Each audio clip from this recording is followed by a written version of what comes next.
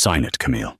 Don't drag this out, acting like you're entitled to half of my empire, Adam sneered, sliding the thick stack of divorce papers across the cold mahogany table.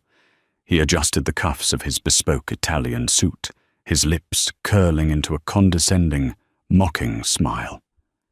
You came into this marriage with nothing but a beat-up Honda and charity shop clothes, and that is exactly how you're leaving. Camille stared down at the gold Mont Blanc pen, her dark, expressive eyes completely unreadable. She didn't cry. She didn't beg. She simply picked up the pen and signed her name with a fluid, steady hand.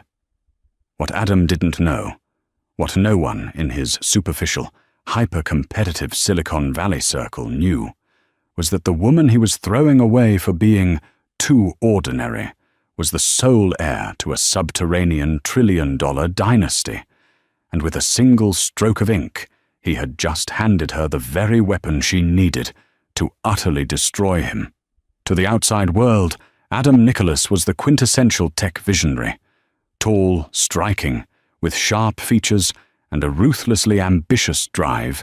He was the CEO and founder of Aegis Innovations, a cybersecurity firm that was supposedly on the verge of a multi-billion-dollar IPO. He graced the covers of local business magazines, hosted lavish networking parties in his minimalist, glass-walled penthouse, and spoke in buzzwords about disrupting the market and synergistic paradigms. He believed with every fiber of his being that he was a self-made god among men. And then there was his wife, Camille. Camille was a beautiful, dark-skinned woman, with a quiet grace that Adam had once found grounding, but now found entirely infuriating. She didn't care for designer labels, preferred her natural curls over severe, chemically straightened styles, and spent her days managing a non-profit community botanical garden. While Adam was out rubbing elbows with angel investors, Camille was up to her elbows in potting soil, teaching inner-city children how to grow their own food. In the beginning, when Adam was operating Aegis out of a cramped garage and eating instant noodles, Camille's modest income from a supposedly small trust fund had kept the lights on. She had supported him, cooked for him, and listened to his manic rants about coding architecture. But as Aegis grew, so did Adam's ego. He began to view Camille not as his foundation, but as an anchor weighing him down. "You don't fit in anymore, Camille," he had told her one evening after a disastrous dinner party, where Camille had politely declined to engage in a shallow debate about the merits of purchasing a private jet versus chartering one. "You lack ambition. You lack drive. Look at the women my colleagues are married to. They are brand ambassadors. They are strategic partners. You play in the dirt." Camille had only looked at him, her expression a mix of pity and profound exhaustion. "I build things that grow, Adam. You build walls." But Adam wasn't listening. His eyes and his ambitions had already drifted toward Ilara Wentworth. Ilara was the new vice president of public relations at Aegis. She was blonde, sharp-tongued, wore stilettos that sounded like gunshots on the hardwood floors, and possessed a pedigree from a prominent East Coast family. To Adam, Ilara was an upgrade. She was a status symbol.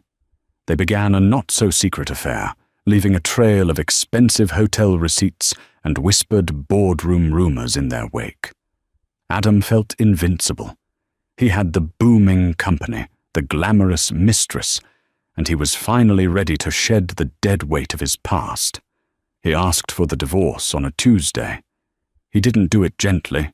He didn't do it with remorse. He sat Camille down in their sterile living room and slid a pre-drafted separation agreement across the coffee table. "I've outgrown this, Camille," Adam stated coldly, leaning back and crossing his arms. "I'm moving in a circle of wealth and influence that you simply cannot comprehend. Aegis is about to go public. I can't have a CEO profile piece published that features my wife digging up carrots in a slum. Ilara understands the corporate ecosystem. She understands me. Camille looked at the paperwork, her face remarkably calm. So, this is it. 5 years of marriage, building your dream from the ground up, and you're throwing me away for a PR executive because she looks better in a cocktail dress. Don't play the victim, Adam snapped, irritated by her lack of hysterics. He had expected tears. Her stoicism unnerved him. We signed a prenuptial agreement. You keep what you brought in, I keep what I built. It's clean. It's business. What Adam didn't realize was that the small trust fund Camille lived off of was actually a minuscule allowance distributed by the Sterling Bancroft Consortium, a shadowy, multi-generational wealth syndicate that controlled global shipping lanes, vast tracts of European real estate, and a significant percentage of the world's rare earth minerals. Her family didn't appear on the Forbes list because they owned the banks that financed the people on the Forbes list. Camille's grandfather, the ruthless and fiercely protective patriarch of the family, had warned her about Adam. Men like that fall in love with their own reflection, my dear, he had rasped in his oak-panelled study in Geneva. But if you wish to live as a commoner, to experience an ordinary life, you may do so. Just know that when the illusion breaks, you must return to the throne. The illusion was breaking, and Adam was holding the hammer. The offices of Adam's high-powered divorce attorney, Richard Sterling, no relation to Camille's hidden dynasty, a cruel irony, were located on the 50th floor of a sleek downtown high-rise. The room smelled of expensive leather, stale coffee, and aggressive legal maneuvering. Adam sat at the head of the conference table, flanked by Richard and a junior associate. Ilara was also there, sitting slightly behind Adam, her legs crossed, a smug smile playing on her lips. She wanted to watch the eviction of the old guard. When Camille walked in, she was alone. She wore a simple beige trench coat over a white blouse and dark trousers.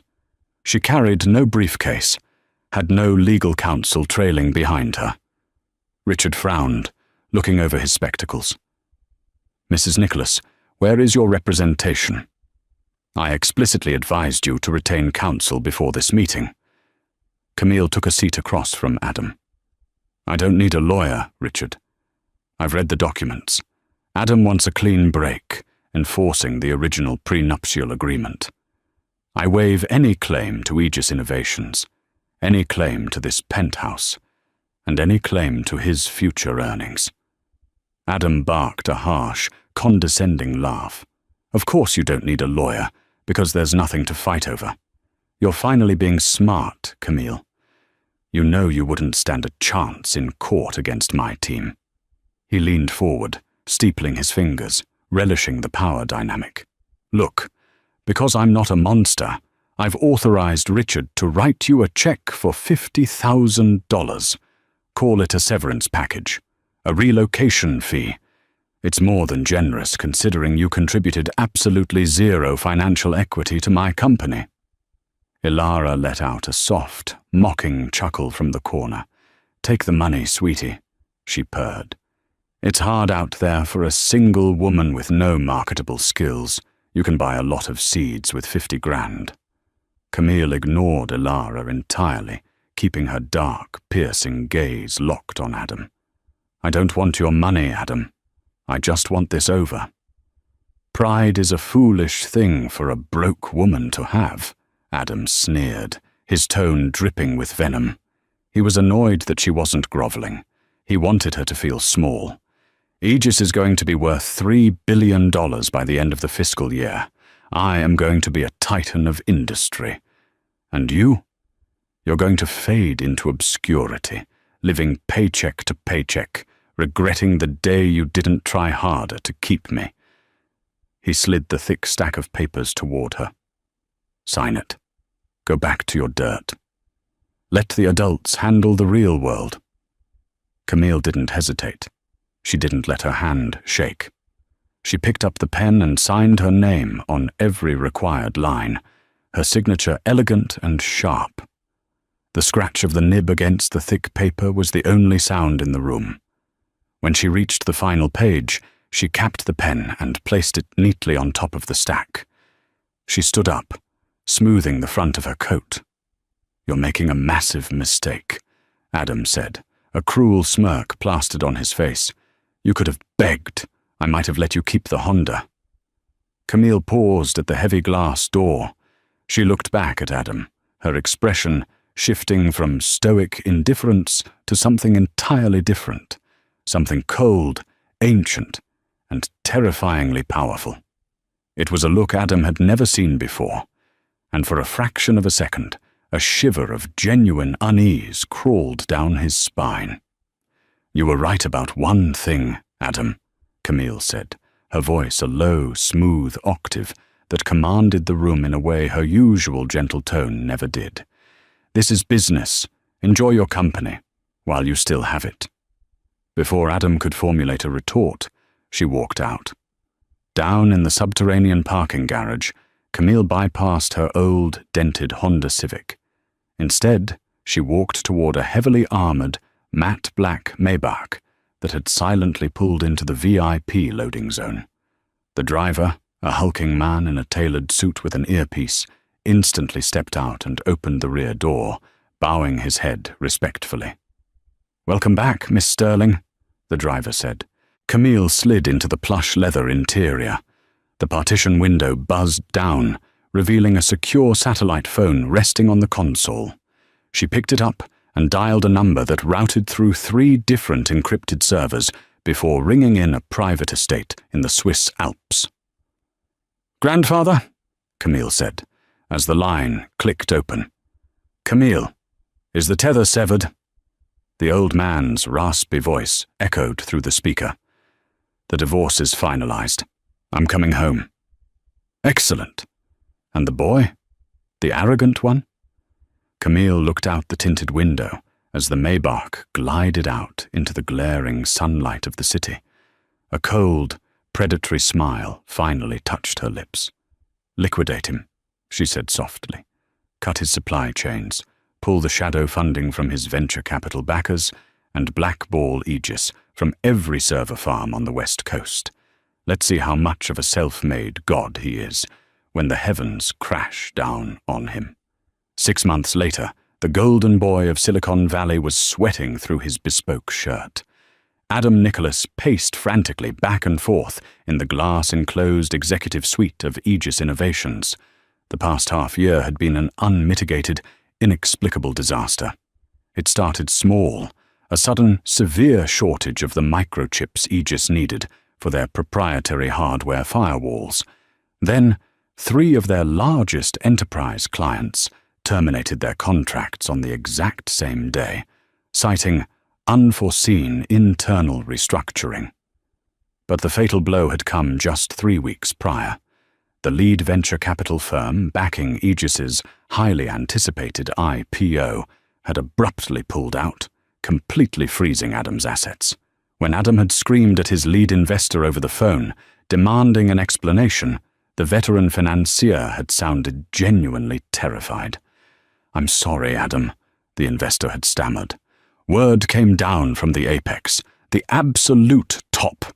You pissed off someone who owns the air we breathe. You're toxic. If I don't drop you, my entire fund gets liquidated by tomorrow morning." Now, Aegis was bleeding cash. They were weeks away from failing to make payroll. Ilara, who had promised to use her high society connections to bridge the gap, had proven entirely useless when her wealthy father suddenly found his own accounts subjected to endless, mysterious IRS audits. The stress had stripped the glamour from their relationship. They now spent their days screaming at each other in the penthouse Adam could no longer afford. "We have one shot, one," Adam muttered, running a trembling hand through his thinning hair. Ilara sat on the sofa, aggressively chewing a thumbnail, the sleek confidence of the PR executive long gone. Through a desperate series of backdoor channels and groveling, Adam had managed to secure a pitch meeting with the Vanguard Obsidian Group, a notoriously secretive, unfathomably wealthy private equity syndicate that specialized in distressed assets. They were known as the Grim Reapers of the corporate world. They didn't just buy failing companies, they swallowed them whole, chewing up the founders and spitting them out. If Vanguard Obsidian injects 100 million, we can stabilize the servers and launch the IPO ourselves, Adam said, trying to convince himself as much as Elara.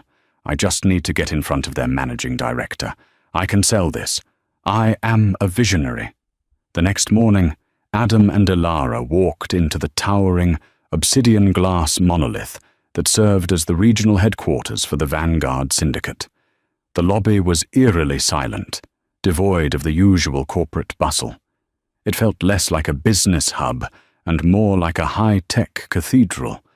They were escorted by a silent, stone-faced security guard onto a private elevator that shot upward so fast it made Adam's stomach drop.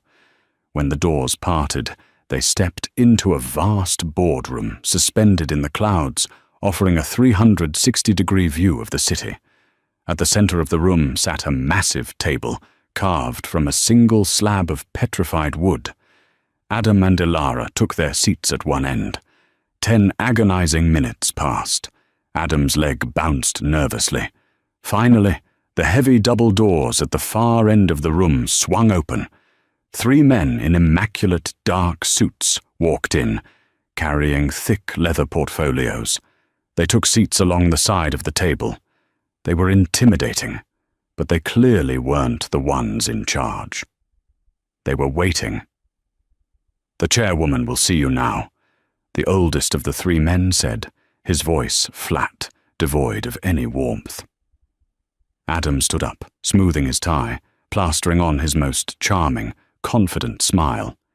He needed to project dominance. He needed to show he was a peer, not a beggar. Footsteps echoed from the marble hallway. Click, click, click. A woman walked into the room. She was flanked by 2 massive security personnel. She wore a stunning, impeccably tailored crimson power suit that screamed haute couture. Her dark hair, previously kept in practical braids or messy buns, was now styled into an elegant, commanding crown of natural curls. Diamond studs, easily worth more than Adam's entire company, glittered at her ears. She moved with a terrifying, predatory grace, an aura of absolute, crushing authority radiating from her every step. Adam's charming smile froze. The blood drained from his face so fast he felt dizzy. His knees buckled slightly, and he had to grip the edge of the petrified wood table to keep from collapsing. Elara gasped audibly, a choked, pathetic sound escaping her throat. The chairwoman walked to the head of the table and stood there, looking down at Adam. Her dark, expressive eyes, which Adam had once dismissed as dull and uninspired, now burned with the chilling intensity of a supernova. It was Camille. "Hello, Adam," Camille said, her voice smooth, silken, and dripping with lethal calm. She didn't sit down. She simply looked at him, as one might look at an insect struggling in a web. "I understand you're looking for a handout." Adam's mouth opened and closed like a dying fish. His brain short-circuited, entirely unable to reconcile the woman standing before him with the woman he had belittled and discarded in a sterile law office 6 months ago. Camille, Adam choked out, the word tasting like ash in his mouth. What are you doing here? This is Vanguard Obsidian. You manage a community garden." One of the executives to the side cleared his throat. "Mr. Nicholas, you will address the chairwoman with the proper respect. You are speaking to the primary beneficiary and sole heir to the Sterling Bancroft Consortium, the parent entity of Vanguard Obsidian, and the majority debt holder of the bank currently foreclosing on your penthouse." The room spun. Adam felt a cold sweat break out across his neck. The words crashed over him, a tidal wave of impossible reality. Air. $1 trillion syndicate? The bank? Camille finally took her seat, leaning back in the plush leather chair, steepling her fingers exactly as Adam had done the day he forced the divorce papers on her. "I told you I build things that grow, Adam," Camille said, her lips curling into a smile that held absolutely no warmth. "But my family, we specialize in controlled demolitions, and right now, Aegis Innovations is a condemned building." Elara, trembling, tried to speak up. This is illegal. You can't just... You orchestrated this. You sabotaged his company out of spite." Camille's eyes flicked to Elara, dismissing her with a single, devastating glance. "Quiet, mistress. The adults are talking about the real world." She turned her attention back to a hyperventilating Adam. "You came here for a lifeline, Adam. You want me to save the empire you built. The empire you swore I had no part of. So pitch me. Convince the woman who plays in the dirt why she shouldn't bury you in it." The silence in the Vanguard Obsidian boardroom was absolute. It was the kind of heavy, suffocating quiet that precedes an execution. Adam stood at the end of the massive, petrified wood table, his mouth dry, his heart hammering against his ribs like a trapped bird. The polished veneer of the tech visionary had shattered, leaving behind a terrified man staring down the barrel of his own ruin. "Pitch me, Adam," Camille repeated. She leaned forward, resting her elbows on the table, her diamond earrings catching the ambient light. Her expression was devoid of the warmth he had spent 5 years taking for granted. "You stand before the managing directors of Vanguard. You want $100 million of my family's money. So tell me about the synergistic paradigms. Tell me how Aegis is going to disrupt the market." Adam swallowed hard, desperately trying to reboot his brain. He gripped the edges of his leather portfolio, his knuckles turning white. He had practiced this pitch 100 times in the mirror, but looking at his ex-wife, the woman he had mocked, belittled and discarded, the buzzwords tasted like bile. "Aegis. Aegis Innovations is at the forefront of quantum-resistant cryptography," Adam stammered, his voice lacking its usual booming resonance. He sounded like a frightened intern. "Our proprietary firewall architecture has a 99.9% success rate against brute force intrusions. We have an established client base. We just need a bridge loan to weather a temporary supply chain disruption." At the side of the table, a sharply dressed executive in a charcoal suit let out a soft, dismissive sigh. He opened a thick black folder. "Mr. Nicholas," the executive said, his voice clipped and precise. "I am Harrison Gray, Chief Financial Officer for Vanguard's North American acquisitions. Let us dispense with the fairy tales. You do not have an established client base. You lost 30% of your enterprise contracts in the last quarter alone. And as for your temporary supply chain disruption, our analysts show you have zero inventory of critical microprocessors, and your primary manufacturer in Taiwan has blacklisted your account due to 90 days of unpaid invoices." Adam felt the blood drain to his toes. That's a cash flow issue, which is why we need the capital injection. Once we IPO, "There will be no IPO," Camille interrupted, her voice slicing through the air like a scalpel. "The market relies on trust, Adam, and quite frankly, your company is built on a foundation of sand and stolen blueprints." Adam blinked, feigning indignation to cover his rising panic. "Stolen? That is defamatory. I built the Aegis algorithm from scratch. I coded the beta version in my garage." Camille looked at him with an expression of profound pity. She reached out and flipped open a slim, grey folder resting in front of her. You coded a user interface, Adam. A very pretty wrapper. But the core algorithmic engine, the quantum-resistant cryptography you so proudly boast about, was not yours, Camille said smoothly. 4 years ago, when you were weeping on our kitchen floor because your code kept crashing during beta tests, I told you I had a friend in Europe who could offer some consulting help. Adam's eyes widened.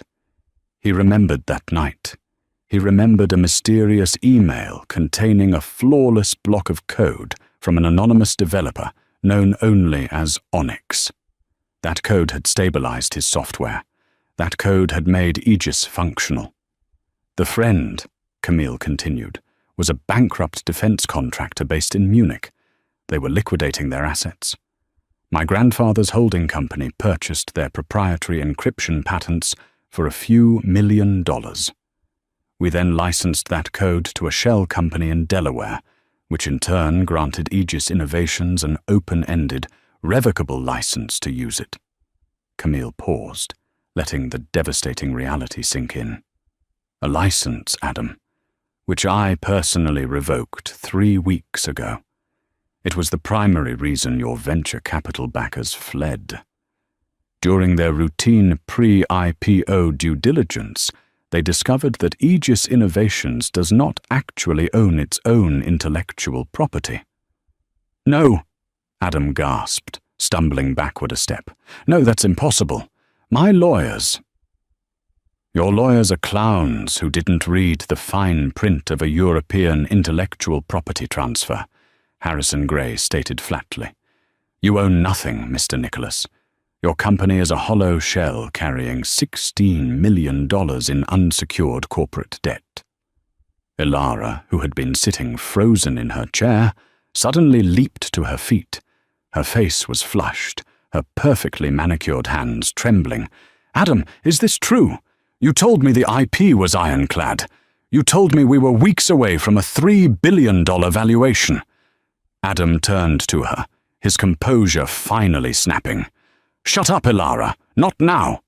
Don't you tell me to shut up, Ilara shrieked, her carefully cultivated high society persona dissolving into pure panic. I staked my professional reputation on you. I leveraged my father's connections. You lied to me. You're a fraud. Camille watched the spectacle with mild, detached interest. It appears the corporate ecosystem isn't quite as synergistic as you promised, Adam. It's funny how quickly loyalty evaporates when the champagne stops flowing. Adam turned back to the table, his eyes wild with desperation. The arrogance was gone, replaced by a pathetic, clawing need to survive. He placed his hands on the petrified wood and leaned toward his ex-wife. Camille, please, Adam begged, his voice cracking. He abandoned the pitch. He abandoned the posturing. We were married for 5 years. I know things ended. Poorly. But you know how hard I worked. You know what this company means to me. You have trillions. Aegis is a rounding error to you. Please, just give me the bridge loan. I'll pay you back with interest. I'll give you equity. Just don't destroy me. Camille looked at him, her dark eyes entirely unreadable. For a fleeting second, Adam thought he saw a glimmer of the woman who used to pack his lunches and rub his shoulders after a long day of coding. But when she spoke, her voice was the absolute zero of deep space. You destroyed yourself, Adam. I am simply bringing the ledger into balance. There will be no bridge loan, Mr. Nicholas, Camille stated, leaning back into her leather chair. Vanguard Obsidian does not inject capital into sinking ships captained by incompetent navigators. We are, however, prepared to offer you an acquisition agreement. Adam's head snapped up. A tiny, desperate spark of hope ignited in his chest. An acquisition. If Vanguard bought Aegis, even at a heavily discounted valuation, he might still walk away with a few $1 million. He could start over. He could move to Austin or Miami and build a new tech startup. An acquisition, Adam repeated, licking his dry lips. Okay, we can discuss a buyout. Given our current distress, I'm willing to be reasonable regarding the valuation. Multiple. Harrison Gray did not smile, but his eyes gleamed with a predatory satisfaction. He slid a single, stapled document across the massive table. It stopped precisely at the edge, right in front of Adam. "These are the terms of the acquisition, Mr. Nicholas," Gray said. Adam snatched the document with trembling hands. His eyes darted across the legalese, searching for the numbers. When he found the purchase price clause, his brain simply refused to process the information. He read it once. He read it twice. He dropped the paper onto the table as if it had burned him.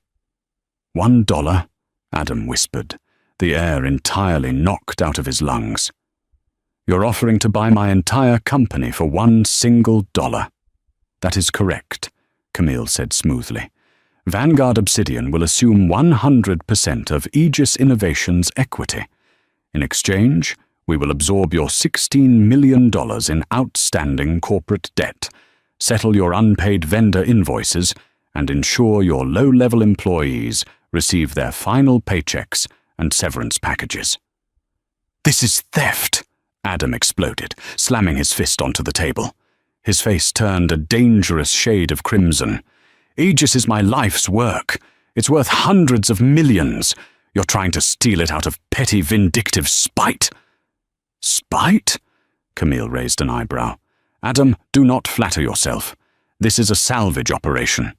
Aegis is currently worth less than zero. You are bleeding capital, you own no proprietary technology, and you are 2 weeks away from missing a payroll you legally guaranteed."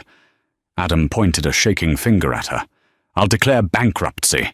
I'll file Chapter 11 and restructure. I'll take this to court and expose you.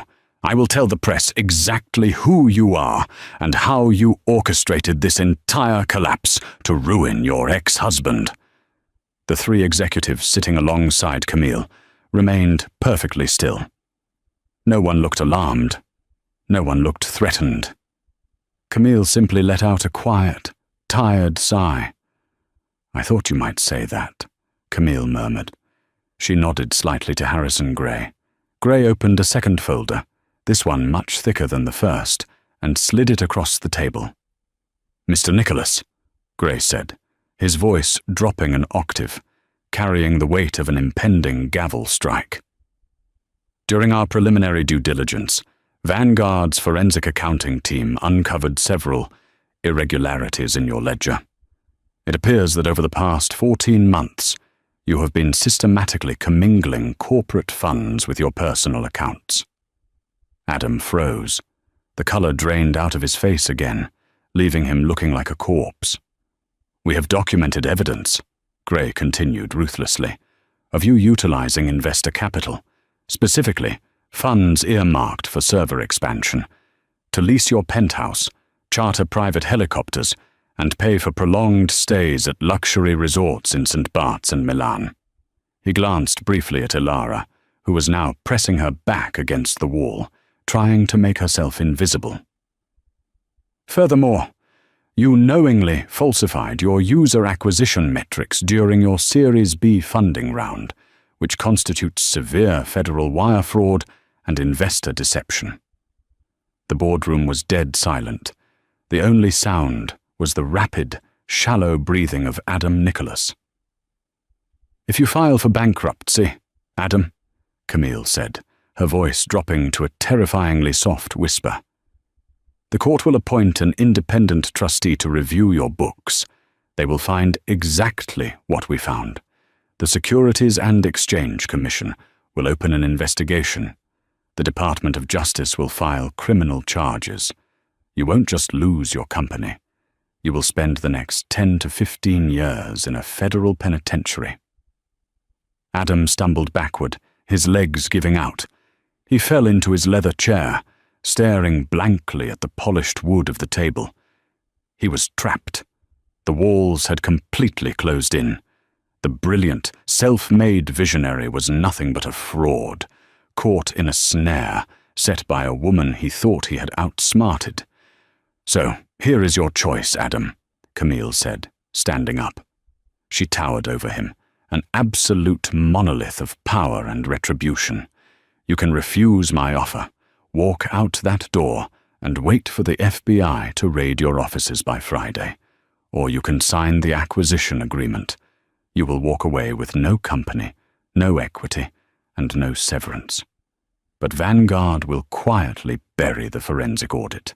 You will leave this room a broke man, but a free one." She reached into her blazer and produced a cheap, blue plastic ballpoint pen. She tossed it onto the table. It clattered loudly and rolled to a stop next to the contract. "Sign it, Adam." Camille echoed his own words from 6 months prior. "Don't drag this out acting like you're entitled to an empire. It's clean. It's business." Adam looked at the plastic pen. He thought of the heavy gold Mont Blanc he had forced upon her. The poetic justice of the moment was entirely lost on him. All he felt was the crushing, agonizing weight of total defeat.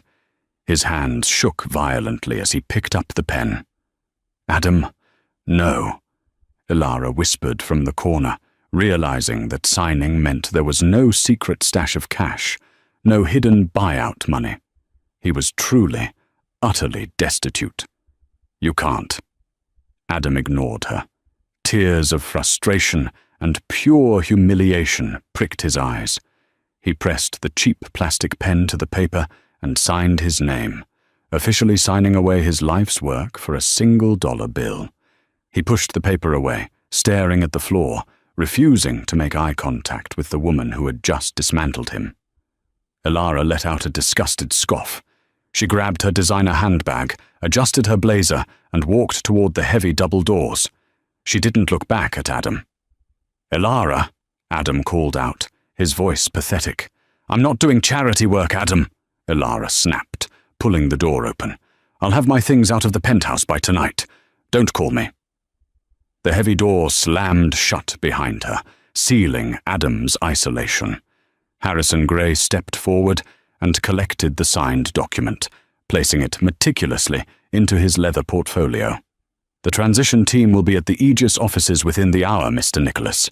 Please surrender your security badge and corporate credit cards at the front desk on your way out."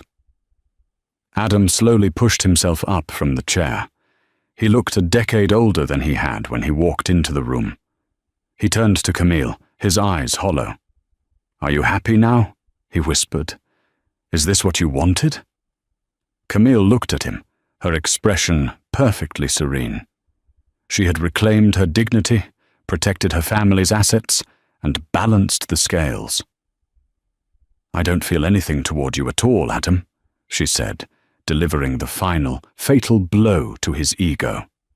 "You were just a bad investment. Now get out of my boardroom." The descent from the apex of Silicon Valley to its absolute rock bottom was not a slow, dignified glide. For Adam Nicholas, it was a terrifying, sheer drop without a parachute. The humiliation in the Vanguard Obsidian boardroom was only the first domino, a single flick that set off a chain reaction of absolute financial annihilation.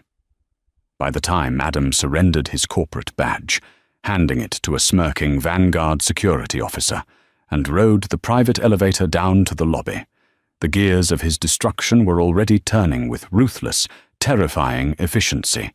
He walked out of the towering glass monolith, a ghost in a bespoke suit.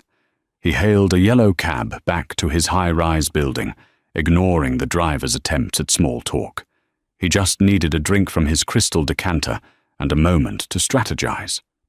But when he stepped off the elevator on the penthouse floor, he was greeted by a devastating sight. The heavy mahogany door was bolted shut with a heavy-duty padlock. Plastered right at eye level was a glaring, neon orange foreclosure and eviction notice from J.P. Morgan Chase. "Mr. Nicholas?" Adam spun around. The building's head concierge, a man Adam usually tipped with crisp $100 bills, stood near the service elevator, looking deeply uncomfortable. "I'm sorry, sir. Bank representatives were here an hour ago. They locked it down. You You can't be on this floor anymore." His physical assets evaporated within 48 hours, pulled back into the ether by the invisible, omnipotent hands of the Sterling Bancroft Consortium. The sleek silver Porsche 911 he had leased under Aegis's corporate account was repossessed in broad daylight. Adam was sitting in the window of a moderately priced diner, nursing a black coffee, when he saw the tow truck aggressively hook the pristine bumper. He had sprinted out onto the pavement, screaming about corporate property and legal action, but the burly tow truck driver had simply handed him a clipboard with a court order signed by a Vanguard proxy. His personal bank accounts were next. He had desperately tried to withdraw cash from an ATM, only to be met with a bright red insufficient funds error. The accounts were heavily overdrawn from his frantic attempts to cover Ilara's lavish lifestyle over the past month, and now they were entirely frozen pending the finalization of the Aegis corporate forensic audit. Within 3 days, the man who had casually debated buying a private jet was forced to walk into a dimly lit, iron-barred pawn shop in a gritty neighborhood. He unclasped his Rolex Daytona, a proud gift to himself when he signed his first angel investor, and handed it to an indifferent pawnbroker who offered him barely 10% of its value. It was just enough to secure a weekly rate at a depressing, smoke-stained motel by the highway. But the true nightmare began when he tried to resurrect his career. Adam believed, with the stubborn, delusional arrogance of a man accustomed to failing upward, that his reputation as a tech visionary would save him. He bought a cheap, prepaid plastic burner phone from a corner bodega and began making calls from the edge of his lumpy motel bed. He reached out to old fraternity brothers, former board members, and the elite venture capitalists he used to drink $100 scotch with at the Rosewood Sand Hill. His first call was to Bradley Hayes, a senior partner at Andreessen Horowitz, who had once aggressively courted Aegis, begging for a piece of the Series A funding. "Brad, it's Adam," he said, pacing the stained, threadbare carpet. "Listen, things went south with the Aegis buyout, hostile takeover, dirty corporate raiding. But I've got a new concept, decentralized data nodes. It's bigger than Aegis. I just need $500,000 in seed capital to build the prototype." There was a long, painful, heavy silence on the other end of the line. "Adam," Bradley finally sighed, his voice tight and dripping with anxiety. "I can't talk to you. I shouldn't even be on this phone call right now." "What?" "Brad, it's me. We played golf at Pebble Beach last month. You told me I was the next Zuckerberg. And yesterday, I got a very polite, very terrifying phone call from a wealth management proxy operating out of Geneva," Bradley replied, his tone dropping to a panicked, hurried whisper. "They didn't make direct threats, Adam. They just casually mentioned that my firm's largest international liquidity provider is a subsidiary of the Sterling Bancroft Consortium. And then they asked, purely out of curiosity, if I was still associating with you. You are radioactive, Adam. You are a walking plague. If I fund you, if I even buy you a cup of coffee at a Starbucks, my entire portfolio gets liquidated by morning. Lose my number." The line went dead. Adam tried Sequoia Capital. He tried Benchmark. He called his old college roommate who ran a mid-sized incubator in Austin. He even swallowed his immense, suffocating pride and called mid-level tech recruitment firms, applying for senior developer roles at companies he used to mock for being unoriginal. The response was universally the same: a polite decline, a sudden dial tone, or a terrified refusal.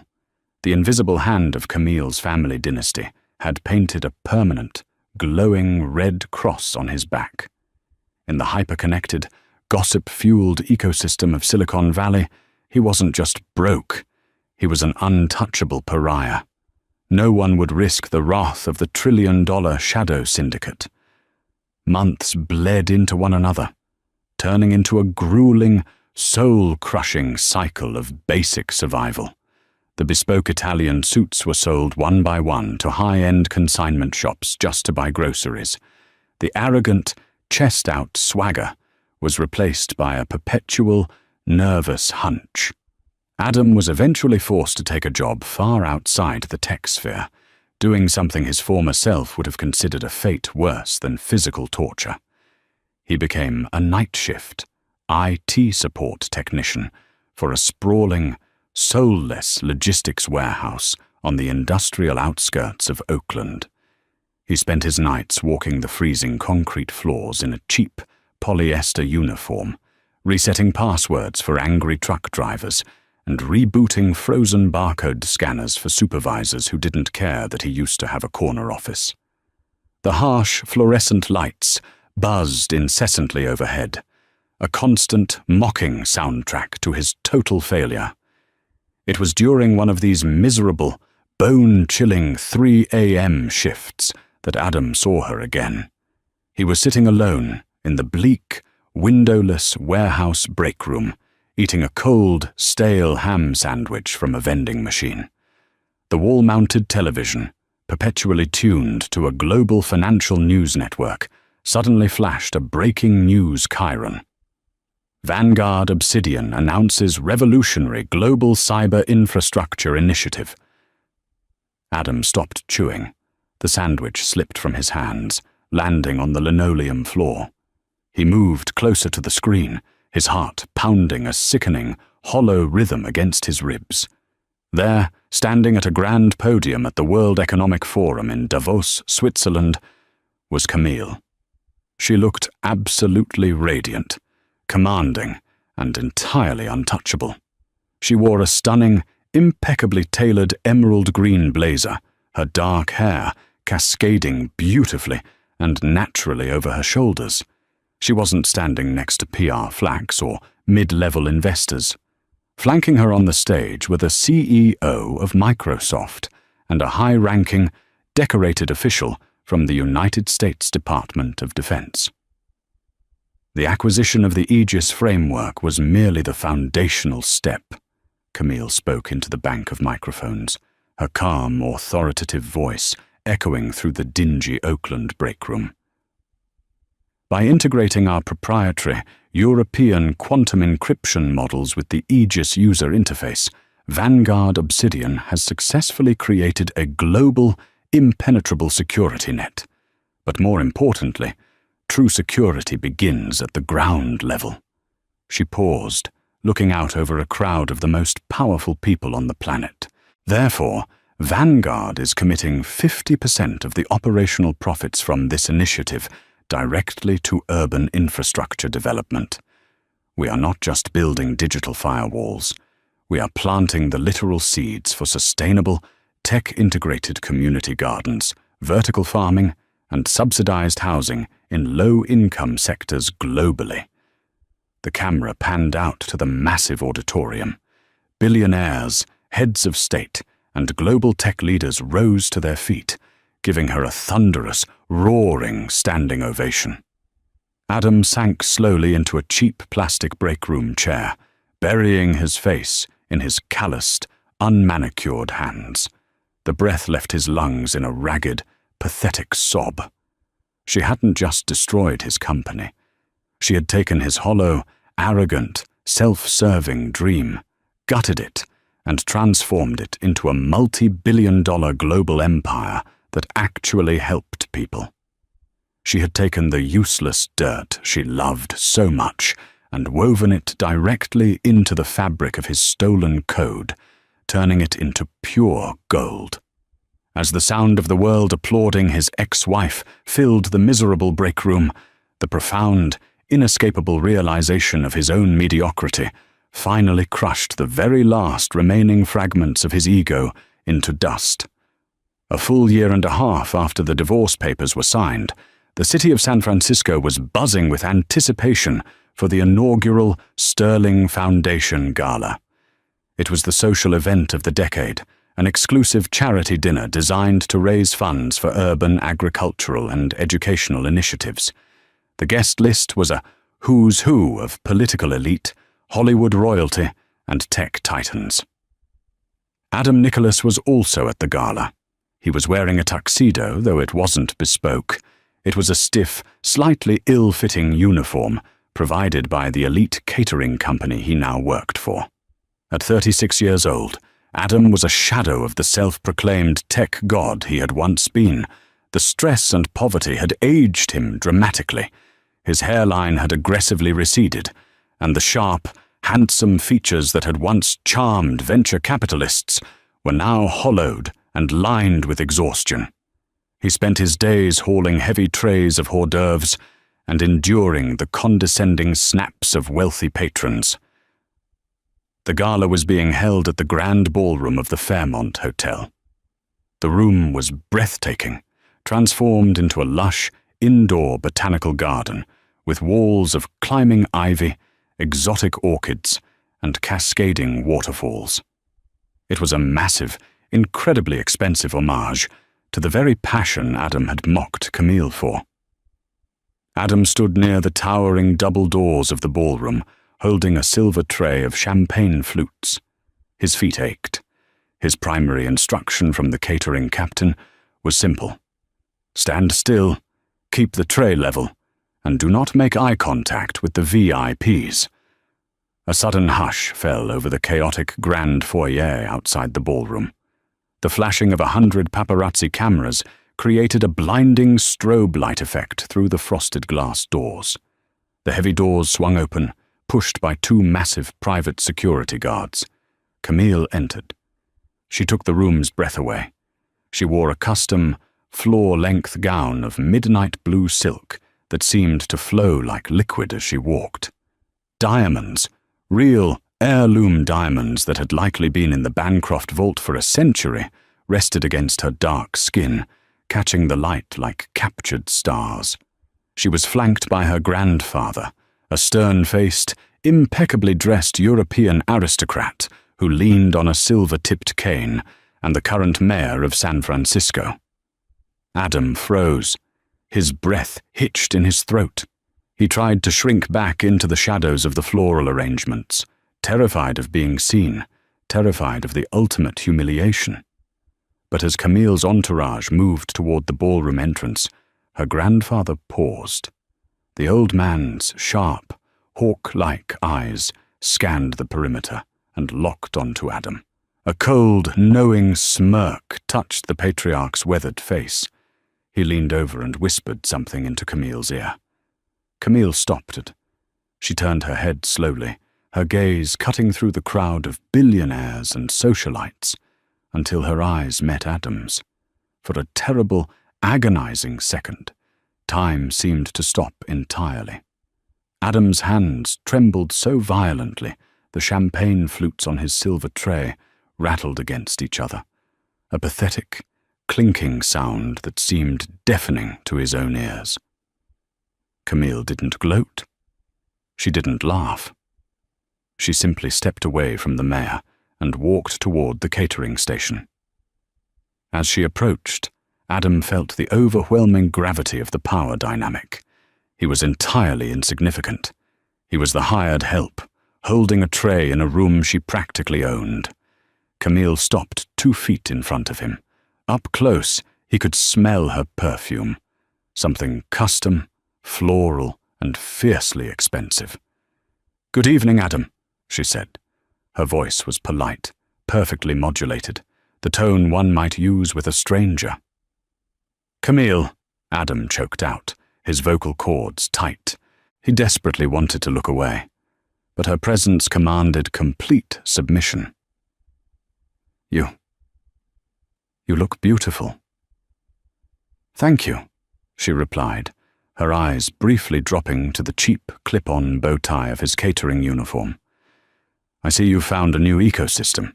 It suits you. It requires less intellectual property." Adam swallowed hard, the taste of complete defeat bitter on his tongue. "I have nothing left, Camille. You made sure of that.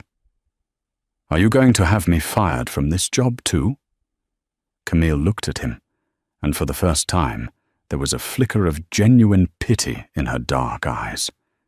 It was a pity that hurt far worse than her anger ever could.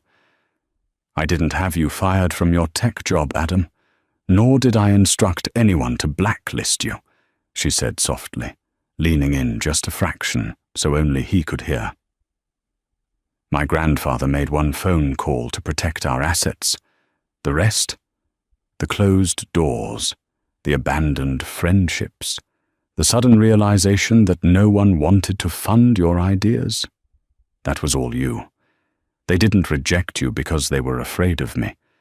They rejected you because, without my stolen code and my blind support, they finally saw that you had nothing of actual value to offer." Adam physically recoiled, as if he had been slapped.